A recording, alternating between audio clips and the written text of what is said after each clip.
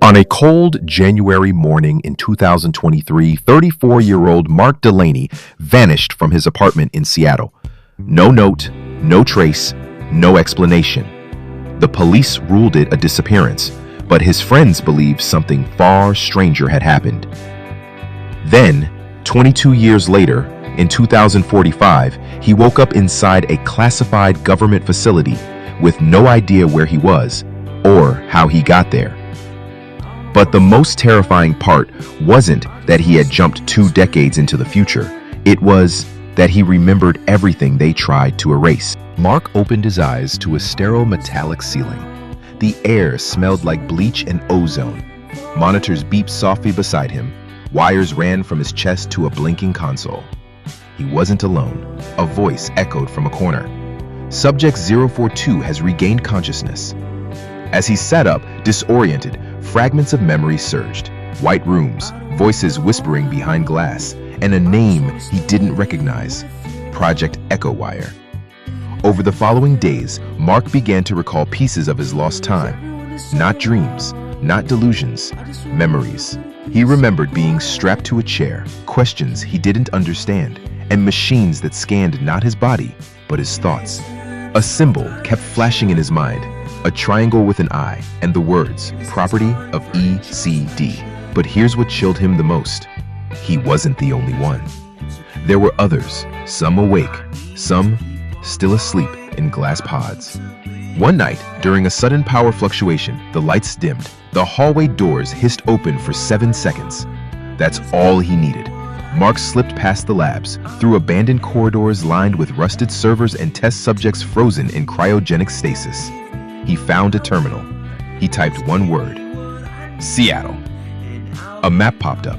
The lab was not on Earth's surface. It was miles underground, somewhere in the Nevada desert. In the terminal's archive, Mark uncovered fragmented files labeled Echowire Uchers Gen 9. They weren't just experimenting with memory. They were testing how to implant synthetic memories into subjects and monitoring how they responded over decades in stasis. One file revealed: Subject 042 resisted integration. Memory firewall partially failed. He remembers.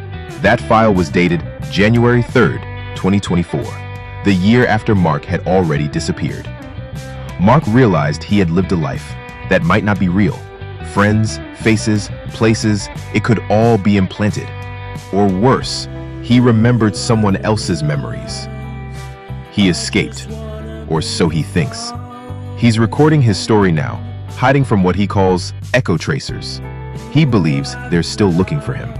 He says, if you're watching this, you should start questioning what you remember too. Because if they erased him, maybe they erased you too. If you're seeing this, then I've failed. Or maybe I've succeeded. I don't know anymore. There are gaps in my memory. But there's one thing I know for sure. This place isn't a facility. It's a simulation. I never escaped.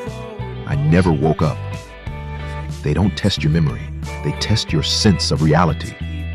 Mark's final recordings hinted at something larger, something terrifying. That he had been living through layered simulations, each one more convincing than the last. Every time he escaped, it triggered a new test, a new scenario, and he played his role believing he was free. He wrote, if you're watching me now, I might just be a character inside your memory test. And if that's true, what does it say about you? There's a way to tell if you're inside the simulation. Look into a mirror. Really look. Hold your gaze for 30 seconds. Your mind will either ground you or it will begin to distort. If it does, don't panic. It just means you're not in control anymore. That's how they found him. That's how they find us all. Mark's case was never filed. No name appears in government records, no missing persons match. No one remembers him, or maybe they were made to forget. And you? What if someone's watching you right now the way he thought we were watching him? The simulation doesn't end when you wake up. It ends when you stop asking questions.